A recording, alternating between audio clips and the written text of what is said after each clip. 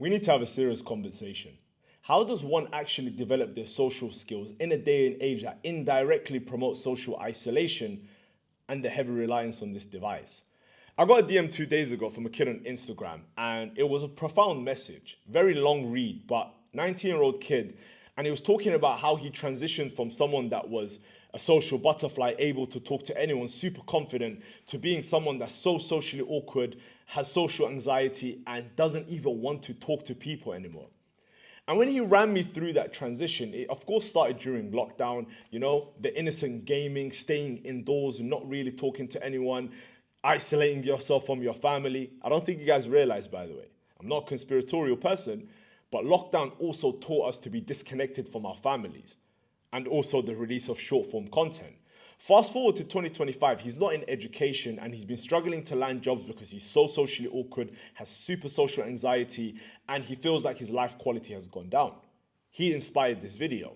Because how do you actually overcome this? By the end of this video, I'm gonna break down various topics so you understand the severity of why developing social skills is a must. It's not a nice to have anymore. It is a must. Whenever I talk to people about social anxiety, and bearing in mind, I've helped a lot of introverts, a lot of socially awkward people that have social anxiety. And the one thing they always throw at me is, what is the importance of developing social skills if all I'm gonna do is say hello to a barista, compliment someone's dog, or compliment someone's trainers? People don't understand that those are just reps. The overall goal is to increase your income, better your relationships, make you more confident, and also improve your mental health. Social skills is a foundation of life because as humans, we have an obsession with connecting with each other. The only thing that's changed since lockdown is we've normalized isolation. Someone staying at home isn't seen as a problem anymore. If you go before 2020, go to like 2018 and tell someone, oh, I've been at home for the last week, by the way. Haven't even left my house. Or I've been indoors for the last 2 weeks. Their response would be massively different compared to if you were to tell someone now. If you were to tell someone now, oh, I've been at home for the last week or two, they're like, oh yeah, that's normal. I've stayed at home for a month. So how do you actually overcome this? Because we have officially turned this world into two worlds. I always explain this concept to people. We live in two worlds currently. There is a world where people only exist online. Chronically online people, fighting on social media, having these weird Twitter accounts, burner accounts across Instagram and TikTok, and all they do is live on the internet. They get their sense of self-worth and satisfaction from the internet, and they feel like the world, the real world, is a complete different entity. Then you get the second world, where people are actually involved in real life. They go fishing, they go horse riding, they connect with people, they meet up with their friends regularly, they go to all of these social clubs, chess clubs, book clubs, and they are heavily connected with humans. Not to say that they don't use their phone, but they don't see this as a life support system. A lot of people need to drop their phone. Also, with the release of AI, it has made things even worse. Now, I was reading something on the internet where they were saying people use AI as a therapist. People use AI as a friend. Do you see now why developing your social skills is a must?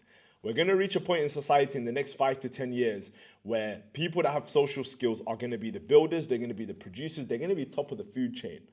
People that are chronically online are going to be at the bottom of the food chain because whether you like it or not, being chronically online doesn't help you with anything. So now, let's actually break this down. First thing I want to briefly mention is, why are our social skills even disappearing? Since lockdown, one thing I noticed is with the release of remote work, with the release of short form content, with also the release of AI, we've started to care less about talking to humans directly. So what ended up happening was remote work. I've worked remote for many years. Gets kind of boring after a while when you realize that office politics and laughing with people and going out to lunch with your colleagues was actually fun. But then now you're sat at home remote. Most of you guys don't even talk to your family members, so what do? You just sit in your room, you work all day, you go downstairs, you get lunch, you come back to your room. Once you're done, you switch off your computer and then you just lay on your bed because you're tired. You're mentally tired. And then you just scroll on your phone all day. Another thing is short form content. Short form content has hijacked our attention spans. So the reason why humans struggle to connect with humans is connecting with humans requires a larger attention span. Think about it like this. You're talking to your friend, your friend's telling you a story. You're sat there, you're like, damn, this story is a bit long. So what do? You click your phone to see what time it is. Then you see a notification. And whilst your friend's talking to you, you click that notification and you're pretending to still be listening. The reason why humans find it very hard to connect with other humans is because our dopaminergic system has been massively hijacked. We can't even sit there and have a conversation with someone without using our phone. So that's short form content. We understand remote work, short form content. And another one, which has added to our social skills disintegrating even more, is the breaking down of family. No one talks about this. Social media and lockdown has actually ruined family relationships. I know many families, bearing in mind, a lot of parents have come to me and they speak to me about this, where they're like, I haven't really had a connection with my son or daughter for the last 2 to 3 years. But what they don't also realize is parents brain rot too. Let's not exempt them from this. I've seen parents on YouTube Shorts. They don't use TikTok, but they're on YouTube Shorts, just scrolling. Look at your family group chats. How many memes and videos from YouTube Shorts do they send? So the point I'm making is families have become dysfunctional. Kids don't talk to parents. Parents are too tired after cooking and cleaning. They just want to be on their phone. So now you're not able to develop your social skills indoors. Outdoors has become absolutely scary.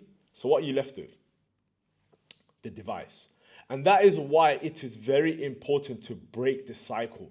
I don't want you to sit there and watch this video and say, yeah, you know what, that makes a lot of sense, and then go to the next brain rot video. I want you to actually sit and reflect. Where do you think your life's going to go if you don't develop your ability to communicate? And people think that they are good because they're able to socialize around their friends. Socializing with your friends and socializing with strangers, two different skill sets. And I want you to accept that. I want you to understand that. Socializing with your friends allows you to be very relaxed. There's no pressure.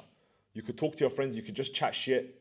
You can sound incoherent. You can mumble. And your friend's not going to penalize you and say, oh, what the hell are you talking about? But when you're talking to a stranger, you become super conscious about yourself. Oh, how do I look? Oh, how do I sound? This person is looking at me and their facial expressions are not synchronized with what it is that I'm saying. What's going on? And then you become scared. So that's basically how our social skills broke down in a nutshell. Another thing I want to mention to supplement this is we've become super analytical and are constantly criticizing ourselves. And that wasn't always like that. When you were a kid, you were actually less conscious and less analytical because that analytical side of your brain didn't develop. But then when you became an adult, you become super analytical, super conscious. Oh, how are people looking at me? Am I dumb? How am I standing? This person's been staring at me for so long. I wonder what they think about me. But when you were a kid, you didn't care about that. And that is why your confidence was super high. That is why as a kid, you could go around and do what you want, say what you want, and not necessarily care about how people view you. That extreme isn't good. But to also supplement this, why do you think people drink? Drinking reduces that analytical side of your brain and allows you to just be relaxed. Why do you think people take drugs, social drugs? It's because it removes that part of their brain which is super analytical and super conscious, which then allows them to be themselves, relax, and be present in the moment. Now, when it comes to developing social skills, one thing I've learned after being around so many confident people is they typically have these 3 traits that really allow them to withstand the social awkwardness that happens naturally in society. One thing I want you to be aware of before I mention them is social awkwardness happens naturally. It's a universal experience. Sometimes you're in situations where someone does something atypical. Let's say someone reacts in a certain type of way or says something. It's awkward. But how you deal with it says everything about you. First thing I learned is they have no fear of rejection. This is something that a lot of people talk about. Some people would say, go do rejection therapy, go talk to people and get used to being rejected. But what I understood is rejection is something that a lot of people have accepted is a natural part of life. And what I learned after being very introspective and journaling a lot is rejection itself isn't what bothers you. So let's say, for example, I talk to someone and then they say no. Or let's say I go to a job interview and I get rejected.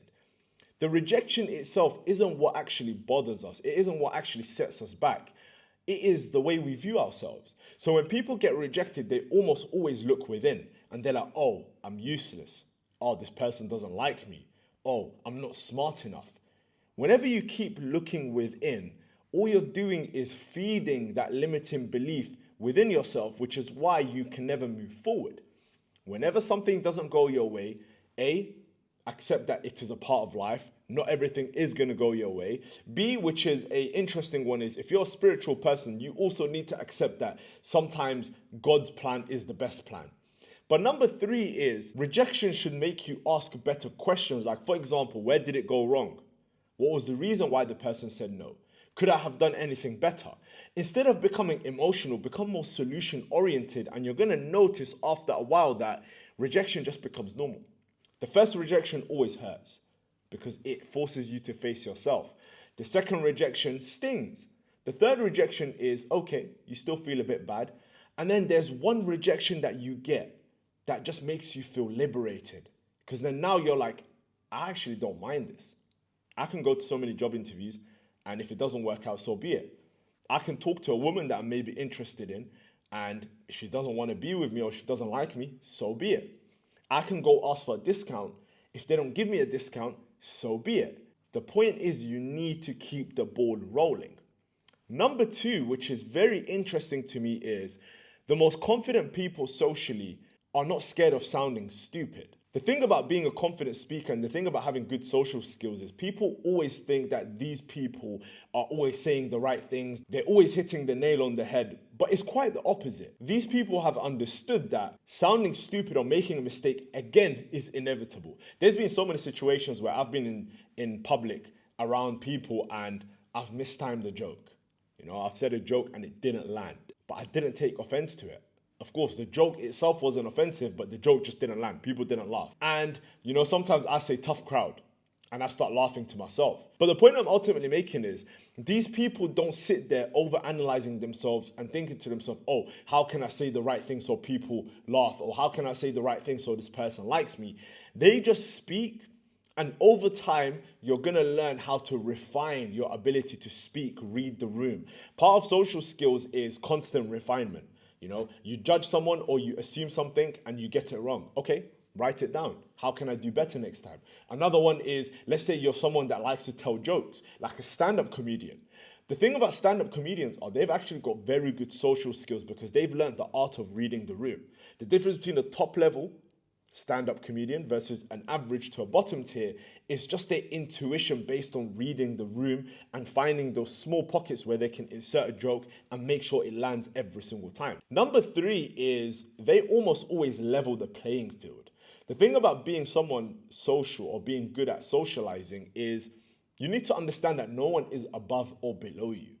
If you think to yourself, just because someone has money, they are above you, or if you think to yourself, just because someone's bigger than you physically, or, you know, has loads of followers on social media, that they are above you, you're never going to be able to be comfortable in a social setting. It is very important to acknowledge that once you level the playing field and you accept that we are all humans, we all sleep, we go to the toilet, we all have stresses, we all have mental health problems, you're able to be yourself a lot more in these social situations. So now, before we wrap up the video, I want to share some practical tips with you guys that I've used to help people that have social anxiety and they've generated good results. And you can actually implement this from today. The first thing I usually mention to people is start with exposure. If you've not socialized in a while, if you've not put yourself in uncomfortable situations, instead of going to the deep end, because the problem with going to the deep end, where people on social media would tell you, oh, just go talk to a random girl or go have a conversation with someone randomly on the street. If you're someone that doesn't know how to socialize, that is too extreme. And if you know about nervous system regulations, you know that when you put yourself in that situation, your nervous system's jacked up, fight or flight kicks in, and you're going to immediately run away. And it is going to reinforce the fact that you are bad at socializing. So let's ease ourselves into it. I call it mini interactions. Someone's looking at you, you maintain eye contact, you smile. You walk into a shop, you greet the waiter, you greet the security, you keep it stepping. Another one, if you want to go a step further, provide a small comment. I really like your jacket. Keep it moving. I really like the fragrance that you're wearing. It smells amazing. Keep it moving. These small mini interactions are teaching and priming your brain that, okay, we are working towards being someone that's amazing socially, social butterfly. You have to start from the level that you think you are at. Number 2, very important, this has actually provided the most results. It is about reframing social settings. And let me break this down. Let's say I invite you out to an event. What is the first thing that someone that is socially awkward thinks about, or someone that has social anxiety? Oh, I don't want to talk to so many people. I don't even want to have a conversation. That's scary. I don't know what people are going to say about me. So let's reframe it. If I invite you to a tech event, for example, your mindset should be, I am going there because I want to see what the event is about. For example, let's say they're talking about AI. I want to go to that event because I want to learn more about AI, not I want to go there because I want to network with people. That reframe changed a lot because you go from performance to being present.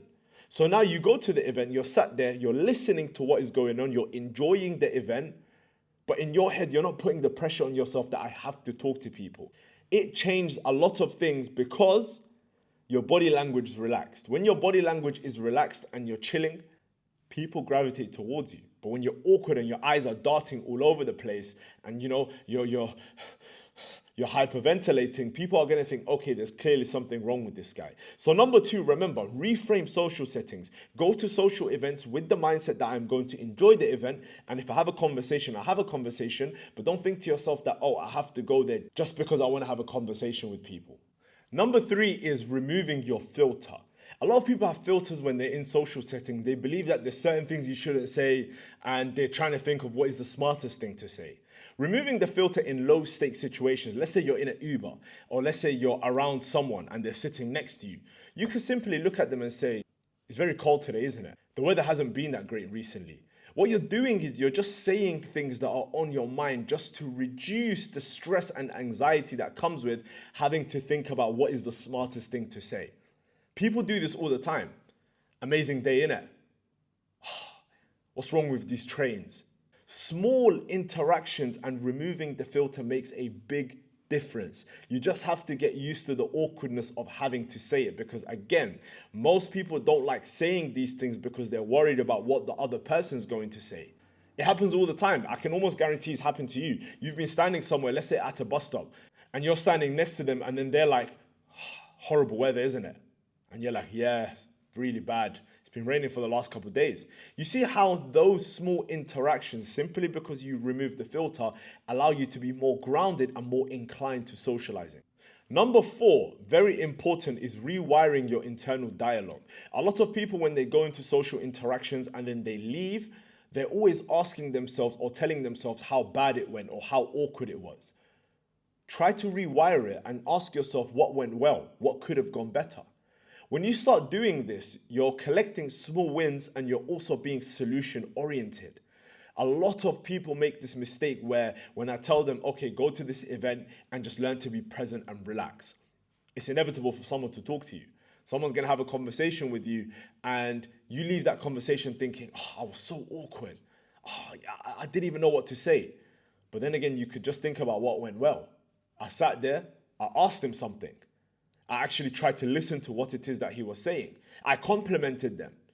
When you start collecting small wins and then you also come from a solution-oriented perspective, you're going to learn much quicker. And lastly, very important, is understanding, and this is called the pratfall effect, is understanding that when you show people slight vulnerabilities, like for example, let's say you slip up and you forget what it is that you're saying, and you say to the person, apologies, my English is fighting me today. And you just have a bit of a laugh and you go back to what you were saying. It humanizes you. Humans do not like robots. I call it fake clean.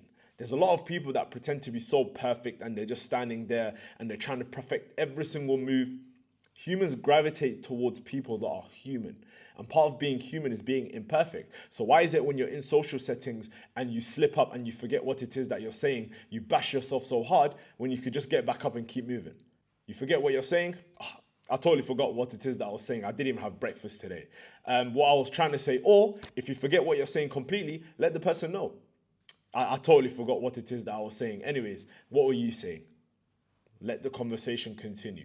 The point I'm ultimately making is when it comes to improving your social skills, it is acknowledging that you have to put yourself through these uncomfortable situations. You have to be willing to try. Echoing what I said in the beginning of the video, the longer you put this off, the harder it becomes to adapt, the harder it becomes to really learn these skills. And think about it like this. Let's say you're 20 years old now and you don't improve your social skills, or you don't improve your social skills at all, and now you're 30. The older you get, the harder it is to implement these things because these bad habits become so grounded and they become concrete. Which is why the younger you are, the more versatile you are, the more fresh you are, you should really try to push yourself in social situations. And to conclude this video, in case you are wondering where can I practice these things, I'll give you the best formula ever. If you want to improve your social skills, go to places that you are interested in so then you can talk to these people because the very thing that brought all of you guys there is the thing that you're interested in. So for example, you go to a MMA club because you really are interested in MMA, you love combat sports. There's going to be people there. It's going to be very easy to talk to these people and then think about the low stakes situations where you can just practice mentioning things. Oh, that was a hard round, bro. Have some conversation. Build rapport with people because it makes it less easier, it's less stressful because you're there for a reason. When you're there for a reason and there's many people around you, it makes it much easier to practice social skills rather than practicing it in public around people that you're not really aware of. So just remember that. Social skills are a necessity. It is a must-have. Do not overlook it because it's going to affect your income, your relationships, and your mental health. So if you enjoyed the video, make sure you like and you subscribe. We've also got a free community where we teach people how to build social skills. The link's in the description, and I'll see you guys in the next video.